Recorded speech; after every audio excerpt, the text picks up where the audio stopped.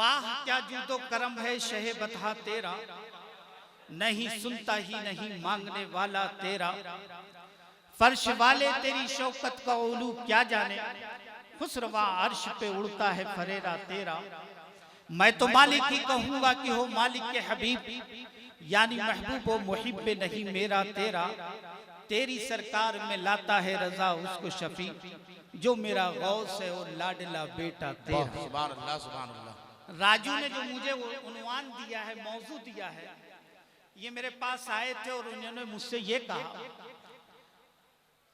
कि हजरत बच्चियों की फजीलत पे तकरीर हो जाए, इसे आहिस्ता से कहा।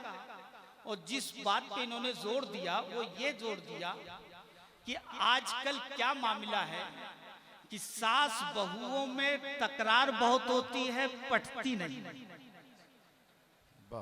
सास बहू में तकरार होती है, पटती नहीं है। हालांकि ये मेरी उम्र के बिल्कुल मुनासिब नहीं है, मेरी उम्र के हिसाब से बिल्कुल मुनासिब नहीं है कि मैं इस पे बोलता, लेकिन अब ये मेरा अजीज है, इसने कह दिया है तो मैं सोच रहा हूं कि इसी पे थोड़ी देर बोल देता हूं। इजाजत आपको। मेरे आका नबी करीम सल्लल्लाहु ताला अलैहि वसल्लम इरशाद फरमाते हैं, अन निकाहु मिन सुन्नती, कि निकाह मेरी सुन्नत है और मेरा ईमान है, मेरा ईमान है कि मेरे आका की कोई सुन्नत रहमत और बरकत से खाली नहीं। बेशक नबी करीम सल्लल्लाहु अलैहि वसल्लम की हर सुन्नत रहमत है और हर सुन्नत में बरकत है, अजमत है, और जो उस पर अमल करता है वो भी इंसान अजीम बन जाया करता है, अफजल बन जाया करता है, बेहतर हो जाता है, अच्छा इंसान बन जाता है। सुन्नत पे जो अमल करता है वो बाकमाल इंसान बन जाया करता है। लेकिन मैं यहाँ पे ये सिर्फ अर्ज करना चाहता हूँ कि मेरे आका ने तो ये फरमाया कि अन निकाहो मिन सुन्नती, कि निकाह मेरी सुन्नत है।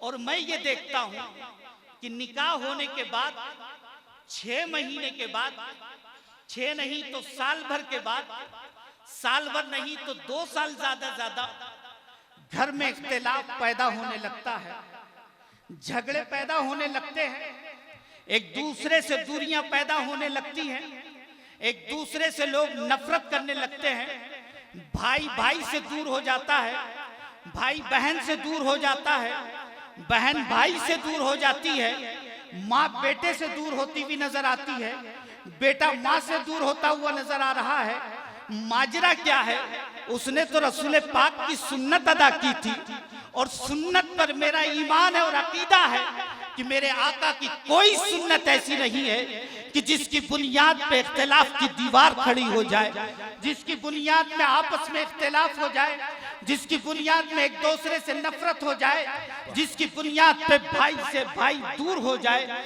जिसकी बुनियाद पर माँ बेटों में दूरियां पैदा हो जाए, जिसकी बुनियाद पर जो बाप बेटे के ऊपर जान कुर्बान करने के लिए तैयार था, लेकिन जब ये सुन्नत अदा हो गई है तो अब वो बाप भी उस बेटे से छुटकारा चाहता हुआ नजर आ रहा है। और जो बेटा अपने बाप पर अपनी जान कुर्बान करता हुआ नजर आ रहा था, जब कभी किसी अपने बाप पर किसी ने अगर उंगली उठाते हुए देख लिया है तो उसकी उंगली काट लिया करता था, अगर किसी ने उसकी जबान से गुफ्तगू अगर कर ली है तो उसकी जबान काटने के लिए तैयार हो जाता था, अगर किसी ने बाप की शान में तौहीन कर दी है तो वही बेटा जो है अपने बाप की खिदमत में तौहीन करने वाले का गला काटने के लिए तैयार हो जाता था। लेकिन आज शादी हो गई है, दुल्हन आ गई है और इतना इख्तिलाफ हो गया है कि अगर अब बाप गिरता हुआ भी होता है तो बेटा सहारा बनने के लिए तैयार नहीं है। बाप कमाता हुआ नजर आ रहा है लेकिन बेटा अपनी कमाई में से अपने बाप को देने के लिए तैयार नहीं है। और तो और है कि जो सास सास बनी थी, जो माएँ अपनी बहुओं को लेकर आई थी, बड़ी इज्जत से लेके आई थी, बड़ी मोहब्बत से लेके आई थी, बड़े पैमाने के साथ लेके आई थी। आज का माहौल तो ये है कि हम जब अपनी बच्चियों को देखने जाते हैं, किसी की बेटी देखने जाते हैं, कुछ लोग तो इंच टेप लेके जाते हैं, नापा करते हैं कि 5 फीट 6 इंच है या 5 फीट 4 इंच है, फिर चला के देखते हैं कि जरा तुम चल के दिखाओ, हाथ उठा के दिखाओ, जरा बोल के दिखाओ। ये सारे टेस्ट लिए जाते हैं। और अगर करीब में ससुराल है तो खाना बनवा के मंगवाया जाता है कि जरा खाना बना के भेजो कि तुम्हारे घर का टेस्ट कैसा है, तुम्हारी बेटी खाना कैसा बनाती है, तुम्हारी बेटी कैसा चलती है, तुम्हारी बेटी करती क्या है, वो हाथ कैसे उठाती है, गुफ्तगू कैसे करती है, कॉन्वेंट में अगर पढ़ी है तो इंग्लिश बोलना आता है कि नहीं आता है, इंग्लिश मॉडर्न मिजाज है कि नहीं है। ये मिजाज हमारा और आपका हो गया है। जिस माहौल में इतनी जांच के परख के साथ जब लड़की आएगी तो वहां इख्तिलाफ होना ही होना है। अगर आपने ये पूछा होता कि आपकी बेटी कुरान शरीफ पढ़ी है कि नहीं पढ़ी है, आपकी बेटी जो है नमाज पढ़ती है कि नहीं पढ़ती है, आपकी बेटी रोजा रखती है कि नहीं रखती है, आपकी बेटी पर्दा करती है कि नहीं करती है, आपकी बेटी उसने अखलाक का पैकर है कि नहीं है, आपकी बेटी बड़ों की इज्जत करती है कि नहीं करती है, आपकी बेटी बच्चों की इज्जत करती है कि नहीं करती है। अगर ये सोचकर और इसको जांच के लाते तो वो लड़की जो है कोई आपके घर में इख्तिलाफ नहीं करती, बल्कि वो फातिमा ज़हरा की कनीज बन जाती। और जब फातिमा की कनीज बनती तो उसकी गोद में पलने वाला बच्चा कोई जो है इमाम आजम बना करता, कोई बाबा फरीद बना करता है, कोई जो है खाजा गरीब नवाज बनता है। जब माँ बुलंद हुआ करती है, किरदार की बुलंद होती है, अखलाक की बुलंद होती है, हुस्न की बुलंद होती है, सीरत की बुलंद होती है, तो उसकी गोद में पलने वाला इंसान जो है कोई मुजाहिदे मिल्लत बनता है तो कोई हाफिज़े मिल्लत। नारे तकबीर, नारे रिसालत, फैज़ाने हुजूर हाफिज़े मिल्लत, मसलके आला हजरत, शादाते हुजूर अजीज़े मिल्लत। मेरे दोस्तों और बुजुर्गों, हम जब जांचने जाते हैं, ये सबके घर, मेरा भी मामला यही है, माफ कीजिएगा, सब लोग जो है ज्यादातर हाइट है, सारी चीजें नाप लेते हैं, लेके आते हैं। और मेरी माँ, मेरी चची बड़ी मोहब्बत करती है, और जब तक निकाह नहीं होता, शादी नहीं होती है, और अगर ससुराल समधियाना करीब में है तो अगर सास ने कोई अच्छा खाना भी बनाया है तो बहू के लिए भेज दिया कि जरा मैं बहू के लिए भेज दूं, वो खा लेगी। ये मोहब्बत चली आ रही है। शादी हुई, शादी के बाद कुछ दिनों के बाद घर का माहौल बिगड़ जाता है, अलग होने लगते हैं। मैंने जो जायजा लिया है, घरों में इख्तिलाफ की बुनियाद पर हाथ जोड़ के मैं एक बात कह रहा हूं, और इतनी सच्ची बात कह रहा हूं, और बहुत ज्यादा कड़वी कह रहा हूं कि हलक से उतरना बहुत मुश्किल है, लेकिन तन्हाई में सोचिएगा बिस्तर पे जब आप लेटेंगे कि नईम ने जो बात कही थी वो कितनी सच्ची है और कितनी अच्छी है। घरों में इख्तिलाफ, हम अगर खड़े होते हैं स्टेज पे तो हम बहुओं में कीड़ा निकाल देते हैं, दुल्हनों में ऐब निकाल देते हैं कि ये आती है तो इतना तेज होती है, इसलिए आई है तो इसने घर में बंटवारा कर दिया है, और ये जब से आई है बेटा अलग हो गया है। मैं कहता हूं कि 75% मैं कह रहा हूं कि घरों में इख्तिलाफ बहुओं की बुनियाद पे नहीं होता है, घरों में इख्तिलाफ माँ बाप की बुनियाद पे होता है, माँ बाप की बुनियाद पे होता है। और मैं इसको साबित करके इंशाअल्लाह जाने की कोशिश करूंगा कि माँ की बुनियाद पर सबसे पहले घर में इख्तिलाफ होता है, क्योंकि माँ जो है सबसे ज्यादा अपने बेटे से प्यार क्या करती है। जब बेटे की शादी हो जाती है और बेटा बीवी को वक्त देने लगता है और उसका हक है उसको देने के लिए, यहीं से माँ के दिल में फर्क होने लगता है कि पहले तो मेरा बेटा इतना टाइम दिया करता था, आज वो इतना वक्त कम कम क्यों दे रहा है? पहले तो वो जब आता था मेरे पास आता था, जब थैलियां लाता था, पॉलीथीन की थैली होती थी तो मेरे पास लेकर आया करता था और फिर जाया करता था।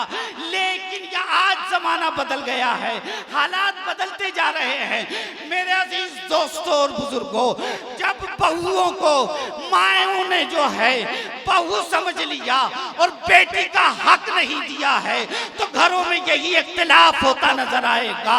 माँ के लिए शर्त अव्वल ये है, अगर घर को बनाना है, घर को सजाना है तो जिस लड़की को आप लेके आए हैं उसे बेटी का हक देना पड़ेगा, उसे बेटी की इज्जत देनी पड़ेगी। वरना हमारे घरों का तो माहौल ये है, अगर बहू ने खाना बनाया है और उसमें कोई कमी हो गई है तो माँ भी एतराज कर रही है, बाप भी एतराज कर रहा है, बेटा भी एतराज कर रहा है, घर का एक एक फर्द कह रहा है। लगता है कि इसे खाना बनाने का ढंग नहीं है, लगता है कि इसने कुछ सीखा ही नहीं है, हमेशा बिगाड़ देती है। मेरे दोस्तों और बुजुर्गों, अगर वही बहू की जगह बेटी खाना बनाती है और कमी हो जाती है तो कहा यह जाता है कि बिटिया ने खाना बनाया था, थोड़ी सी कमी रह गई है। ये जुमले क्यों बदल दिए गए हैं, ये फर्क क्यों पैदा किया गया है? अगर बेटी से शीशे का गिलास टूटता है तो हमारी निगाह गिलास पे नहीं जाती है, बेटी के पैर पे जाती है कि बेटी चोट तो नहीं लगी। वही गिलास अगर बहू से टूटता है तो मेरी निगाह पाँव पे नहीं जाती, गिलास पे जाती है कि कीमती गिलास फोड़ दिया है। जब ये इख्तिलाफ रहेगा, ये नजरिया बदला हुआ रहेगा तो उस घर में कभी मोहब्बत नहीं पैदा हो सकती, वहाँ इख्तिलाफ ही इख्तिलाफ, हमेशा इख्तिलाफ ही रहेगा। अगर घर का माहौल बनाना है तो उन बेटियों को जो है, उन बहुओं को जो है बेटी का हक देना। और सुनिए, सबसे पहले माहौल, मैंने 75% की बात की है, 25% को निकाल दिया और हर घर का जायजा ले लीजिएगा कि जब बहू से खाना बिगड़ता है और मेरे चचा जब खाना खाने बैठते हैं और अगर नमक तेज है और खाना बिगड़ गया और जब वो ये पूछते हैं कि आज खाने में मिर्चा ज्यादा है तो मेरी चची का सीधा जवाब ये होता है, ये उसी ने बनाया है जिसको आप हूर बना के लेके आए थे, जिसे आप बहुत जांच बच के लेकर आए थे। सही बात तो ये है, चचा हुजूर तो नहीं जाते हैं, चची ही जाती है देखने पालने के लिए, लेकिन ये सारा इल्जाम जो है चचा हुजूर के सर पे डाल दिया। और अगर यही बेटी से खाना बिगड़ता है तो वही मेरी माँ कहती है कि बिटिया ने बनाया है, आज नमक तेज हो गया। ये कितना फर्क है, कितना नजरिया बदल गया है। अगर मेरी बेटी घर 10 बजे सो के उठ रही है तो किसी को एतराज नहीं होता है, सब कहते हैं कि बच्ची है सोने दो। अगर ये बहू लेट उठती है तो सबकी उंगलियां उठने लगती है कि जब देखो सोई रहती है, जब देखो पड़ी रहती है। ये नजरिया बदल दो, घर में इख्तिलाफात खत्म। ये नजरिया बदल दो, घर में इख्तिलाफात खत्म हो जाएंगे। बेटी बीमार पड़ गई, अगर दामाद लेके हॉस्पिटल जा रहा है तो बहुत अच्छा दामाद मिल गया है, और अगर बेटा लेके जा रहा है तो दिल पे आरे चलने लगते हैं। कहा जाता है कि जब देखो मोटरसाइकिल पे बैठा के हॉस्पिटल लेके जाता दौड़ता रहता है। ये फर्क क्यों किया जा रहा है? और जिस दिन ये फर्क मिटा दिया, कसम खुदा की कह रहा हूं कि घर के इख्तिलाफात, घर से नफरतें मिट जाएंगे। आपको अपनी बहुओं को बेटी का हक देना होगा, तब जाके आपके घर में रहमतें बरसेंगी। अन्निकाउ मिन सुन्नती का माना सिर्फ ये नहीं है कि उसे खाना दे दो, उसकी जरूरत पूरी कर दो, बल्कि इसका मतलब ये है कि उसे अगर घर में लाए हो तो जितनी इज्जत देनी चाहिए उसका हक है वो पूरा इज्जत दे।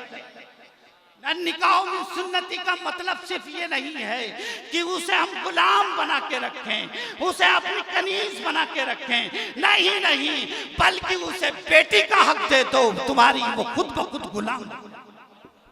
और मैं तो दावे के साथ कहता हूं, जिनकी बहुएं अगर नहीं मानती हैं, झगड़ा कर रही हैं, कसम खुदा की कह रहा हूं, मिंबर रसूल से कह रहा हूं कि जरा उसको 10-5 मरतबा बेटी कह के तो पुकारो, बेटी कह के तो पुकारो, कि बेटी कह के पुकारो। अगर वो बीमार पड़ जाए तो जरा उससे उसकी तबीयत तो पूछो। वो बीमार पड़ती है तो तबीयत कोई पूछने के लिए तैयार नहीं है, और बेटी बीमार पड़ जाती है तो 5 मरतबा दिन भर में मोबाइल से फोन किया जाता है कि तुम्हारी तबीयत कैसी है, तुम्हारी हालत कैसी है, दवा ली कि नहीं ली, और तुम काम मत करना, आराम करो। और अगर बहू बीमार पड़ जाती है तो कहा यह जाता है कि जब देखो बीमार ही पड़ी रहती है। बल्कि मैंने तो अपने बुजुर्गों से ये कहते हुए सुना है कि जिनकी बहुएं थोड़ा बीमार ज्यादा पड़ गई, लंबी बीमार हो गई हैं, तो वो ये कह रहे थे, मुझसे खुद कहा है कि हजरत क्या बताऊं, बहू थोड़ी ही आई है, बल्कि बीमारी मेरे घर में आ गई, बीमारी मेरे घर में आ गई है। जब ये नजरिया होगा तो घर में जो है आपके कभी रहमतों का नुज़ूल नहीं होगा, नफरत ही नफरत रहेगी। अगर घर में नफरत से वो हटाना चाहते हो, नफरत की दीवार को हटाना चाहते हो, तो आपको जो है उसका हक देना पड़ेगा। मेरे आका नबी करीम सल्लल्लाहु अलैहि वसल्लम की बारगाह में एक साहबी रसूल हाजिर होते हैं, बूढ़े साहबी रसूल हैं, कहते हैं या रसूल अल्लाह, एक ही बेटा था, एक ही बेटा था, मैंने शादी कर दी है, अब वो अलग हो गया है, अलग हो गया है, वही सहारा था, वही मेरी आरज़ू थी, वही मेरा सब कुछ था, और अब मुझसे जुदा हो गया है। या रसूल अल्लाह, मैं बुढ़ापे में क्या करूंगा, अब बुढ़ापा कैसे गुजरेगा, किस तरीके से गुजारूंगा। मेरे आका ने उस जवान साहबी रसूल को बुलाया और पूछा कि तुमने अपने बाप को क्यों छोड़ा, बुढ़ापे के आलम में तुम इन्हें छोड़कर चले गए हो। उन साहबी रसूल की आंखों में आंसू आ जाते हैं, कहते हैं या रसूल अल्लाह, मैंने जब से शादी की है तो मेरी बीवी और मेरी माँ में कभी पटी नहीं है, बल्कि इख्तिलाफ बढ़ता जा रहा है।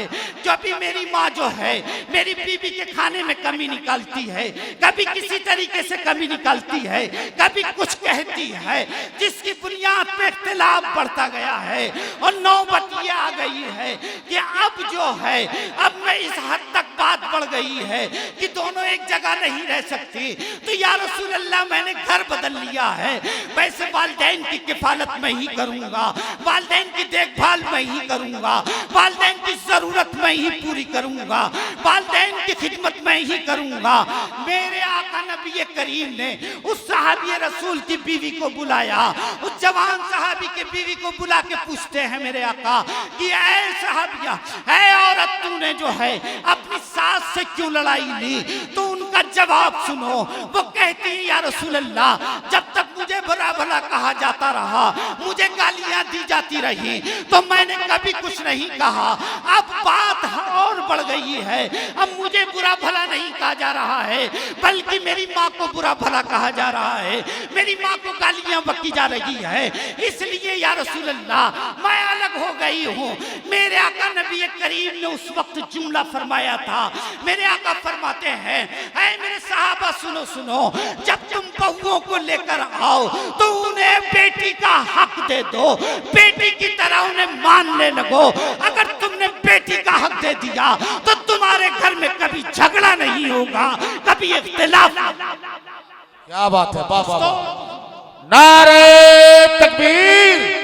जरा पूरा मजमा हाथ उठा करके नारे का जवाब दे, नारे तकबीर, नारे रिसालत, फैजाने हुजूर हाफिज़े मिल्लत, मसलके आला हजरत, जलसे सीरतुन नबी, हजरत मौलाना नईमुद्दीन साहब क़िबला।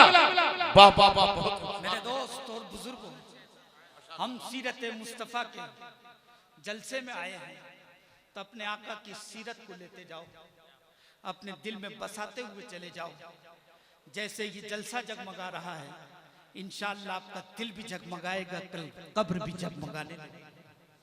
इस बारगाह से, इस स्टेज से पैगाम लेते चले जाओ।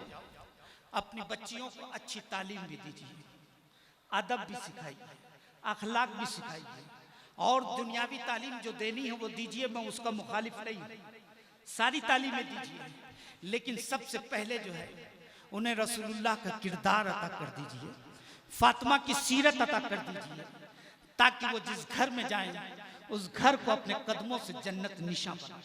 क्या बात है। फातिमा की सीरत अता करके उसे अपने घर से रुखसत करिए, तो वो बच्ची जो है जिस घर में कदम रखेगी वो घर जो है जन्नत निशान बन जाएगा, वो घर कामयाब हो जाएगा।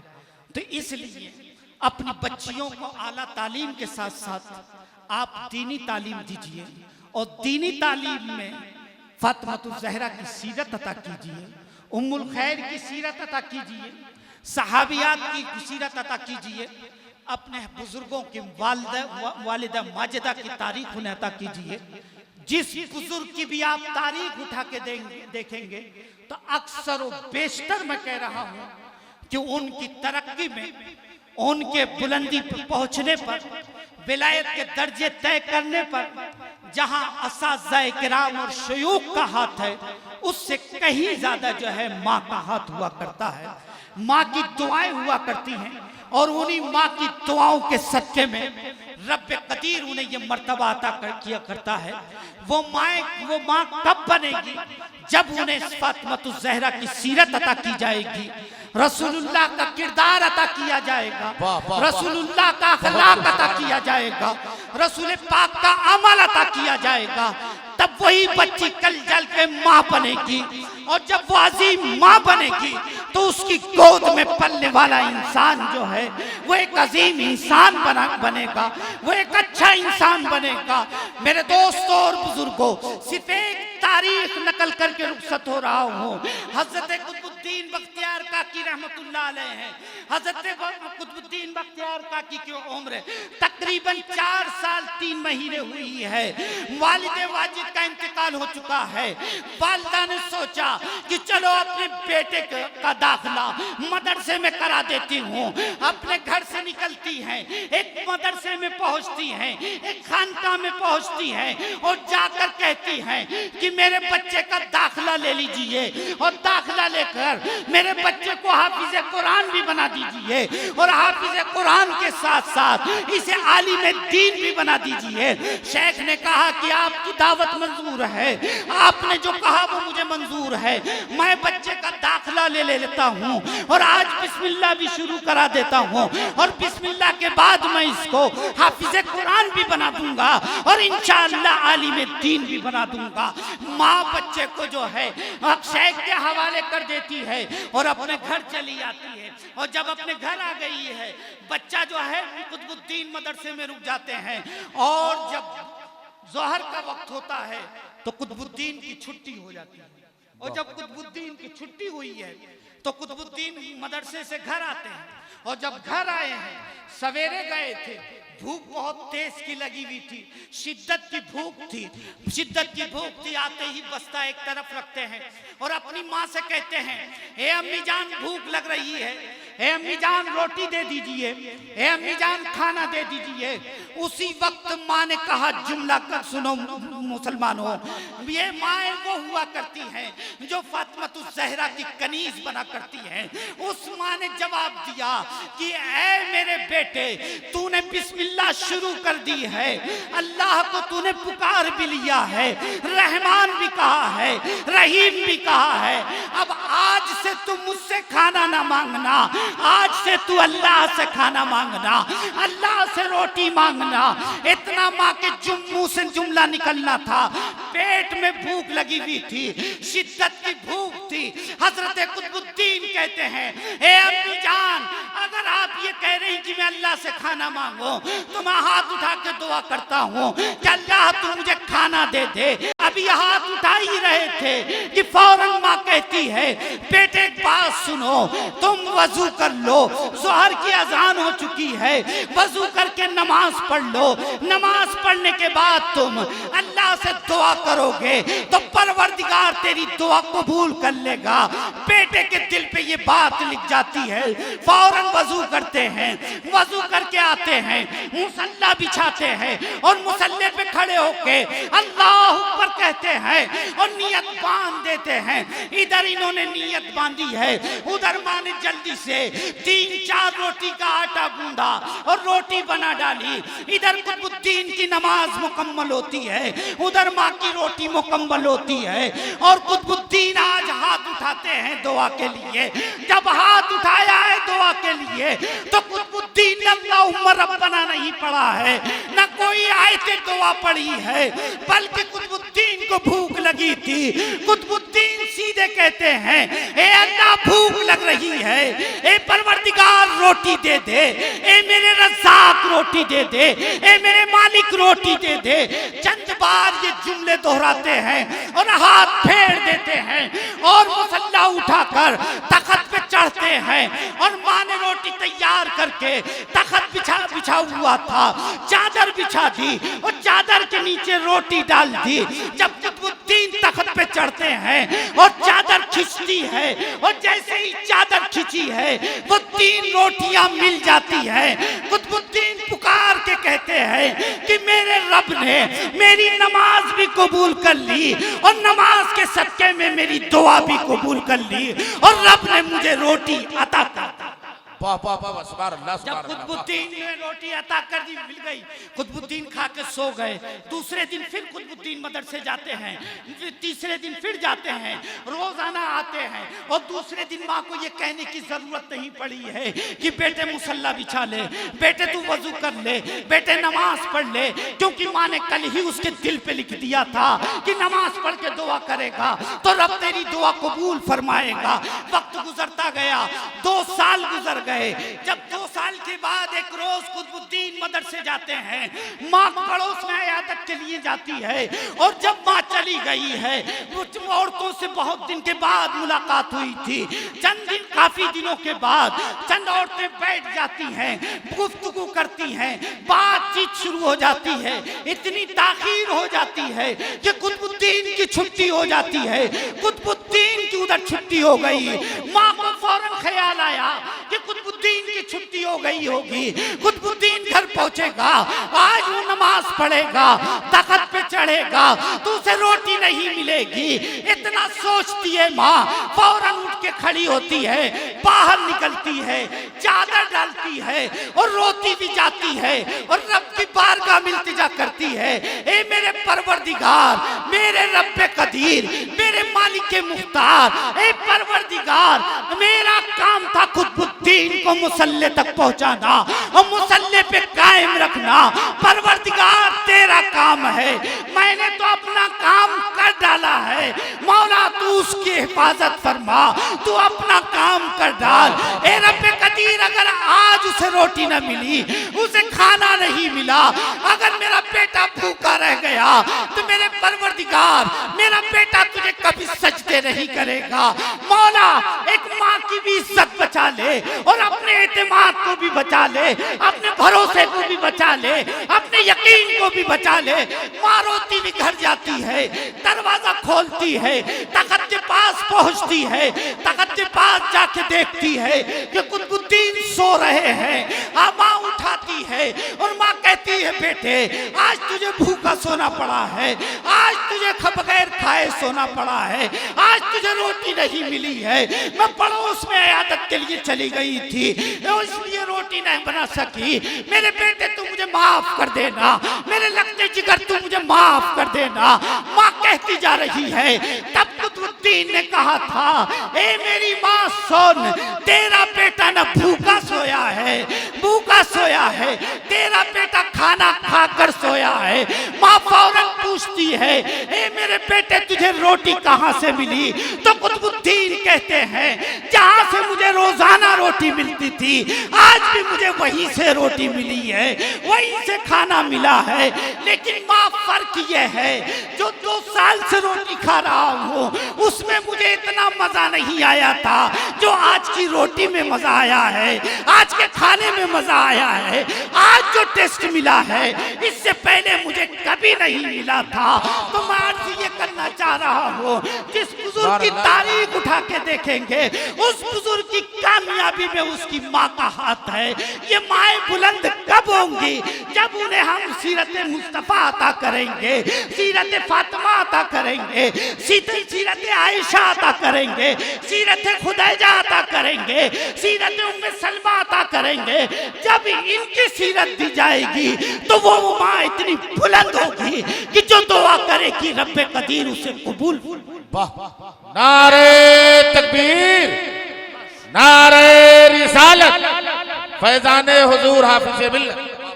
मेरे दोस्तों और बुजुर्गों, अब मेरे बाद मुझसे बड़ों की तकलीफ सुन ली है, इसलिए मैं बताता वक्त अब नहीं ले रहा हूँ, रुखसत हो रहा हूँ। मेरी कोई बात दिल में उतर जाए तो मेरा आना भी कामयाब और आपका भी कामयाब। दुआ यही करूंगा रब्बे कदीर हम सब के दिल में यहाँ जो नसीहतें हो रब्बे कदीर तू उसे उतार दे। वमा अलैना इल्लल बलाग।